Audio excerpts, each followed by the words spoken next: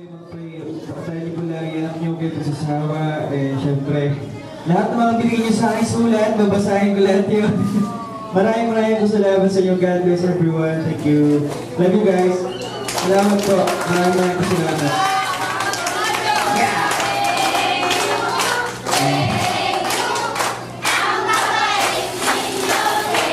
Welcome po. Salamat po. Maraming salamat. Ilan talaga birthday ko yun. So parang talaga, pati continuation lang din talaga.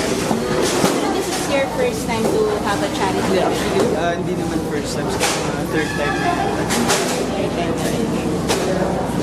How did you celebrate your birthday? ayun din, actually, yung nag-celebrate ng mga fans yung birthday.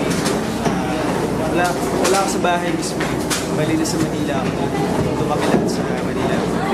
Ayun lang, party lang kami. Kumain. Ano yung mga latest na ginagawa mong project ngayon? Aside from, continuous pa rin kayo Pepito Manila. Actually, good news pa rin.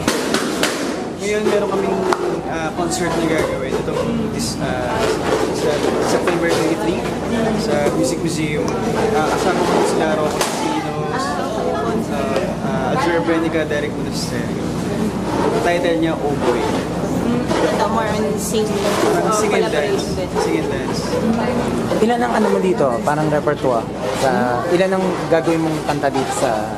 Actually, marami. May grupo, may kanya-kanya kaming kanya-kanya kaming style. Kanya-kanya kaming The spot numbers. yeah, kanya kaming spot number. Iba-iba yung character namin. So, ongoing yung mga practice for that. Magre-rehearse pa lang kami. This is siguro sa August. Is this the first time na magkakaroon ng ganito? Ang Yeah, gym? first time namin. Kaming apat magsasama, first time kami magsasama. So, sana yung banding namin talagang mas tumindi para pagdating na sa stage, okay kami lahat. As one of your fans kasi, parang namimiss ka rin sa ganyan yung kumakanta. Ganun. Meron ba mga parang upcoming projects for that na parang ka-album or gano'n? Wala pa naman, wala pang inaani. Upcoming pa lang din talaga. Pero do you write songs din? Minsan, tinusubukan ko kasi gusto ko rin ipag sa sarili kong na-try ko siya minsan. Are you Nagagawa ko kaso hindi ko na itatapos. Are you active in social media? Like for example, sa YouTube, meron ka bang channel na sinusundan? Meron akong mismo account pero hindi bihira ako mag-upload ng So hindi pa na-explore. Busy masyado. Okay. natutok po ako sa sa mga acting.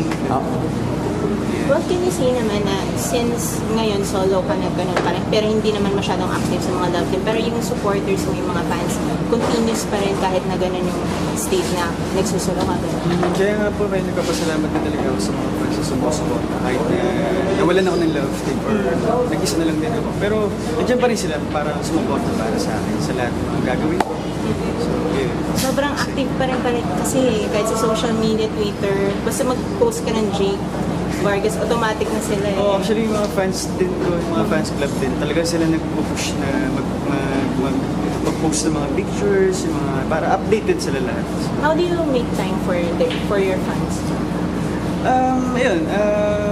Kapag may fans day, pupunta ako. Tapos kapag may mall show, doon sila nakakapunta kapag gusto nila mag-picture sa akin. So, ayun.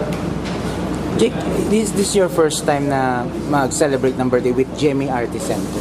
Yes po, yes po. Ito yung pinakauna talaga.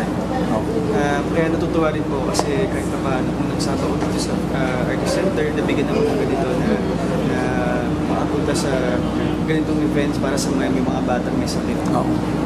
So, first time mo with Child House din, itong sa kanila. Dito sa mismo po sa lugar na first time. So you've been dun sa kanilang Quezon City na, no? Ay, Or, hindi pa. Pero dito pa lang din po talaga first time. anong feeling na celebrate mo yung birthday mo with them? Nakakaano po, alam mo yun, yung nakakatulong sa mga ganun may sakit. Diba? Paano, natutuwa sila, nagiging masaya sila kasi nakikita nila ako. And masaya para sa akin, nagiging proud ako sa sarili ko. Kasi nakakatulong ako sa mga kasakit. Napapasaya ako sila kahit paano. So, since you'll be handled by Artist Center from now on, ano na mga plans for your future? May mga teleserye ka, gano'n? Meron. Kaso ay pasabi ni Mr. Pero if ever ikaw gusto mo rin yung ganun, sana magkaroon ka ng teleserye pa. Kasi marami na rin nag-iintay sa'yo na magkaroon ka naman. Kasi mostly parang comedy nag-focus ka rin sa mga ganun. Sana po mabigyan po ako ng JB. Sana para naman magampanan ko rin po yung kung ano po yung gusto ko maging character sa isang sa teleserye. Pero for you, ano yung parang pinaka-look forward na role if ever in the family? Never, right. Ako naman po, kung ano naman po ibigay sa akin talaga ng JB, tatanggapin ko naman kahit ano siya. So parang willing to explore. Para po ma-explore ko pa yung acting ko. Hindi lang po ako sa comedy. Siyempre gusto ko rin mag-drama. Gusto ko rin sa action. Basta po yun. Ganun. Pero ito, open ka rin to do an indie film. Actually gusto ko gumawa talaga ng indie film. Yun po talaga yung target ko rin talaga. Indie film po talaga. Kasi sa indie film, if doon ka makakakuha ng mga technique na hindi mo malalaman sa iba. Kasi doon pwede mo gawin na hindi nagagawa sa series mga TV. So doon, challenging po talaga. Kaya gusto ko po gumawa ng maraming indie film na Pero given the chance, sino yung pinaka-gusto mong makasama sa isang project now that you're part of Jimmy? si Kiko. Because Kiko Estrada. Si Kiko. Bakit siya? Bakit siya? Parang kasi pag I mean, parang ano lang to, parang gusto ko gumawa, kami mismo gumawa ng sarili namin film na tungkol sa mga kabataan ngayon, na nalulog sa mga droga, para naman po may mga aral din sa mga kabataan natin. Aside from, si Kiko ba ka-vibes mo sa ano? Sa, Kaibigan ko. aside from Kiko, sino pa yung mga parang kabady-body mo with, sa Artist Center? Palaging Yan, kasama? sila Aljura Prenica, sila Derek. Oh, talaga? do you still keep in touch with those, yung mga friends mo before you sa Twin Hearts? Oo. Yan, minsan nagkakakita-kita rin sila Christopher, sila Derek. Kasi bira na lang din po kasi.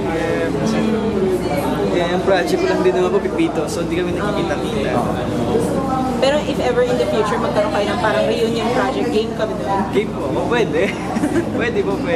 Sabi nga po, parang nababalitaan ko lang din po naman. Parang sana ibalik yung Twin Hearts. Oh.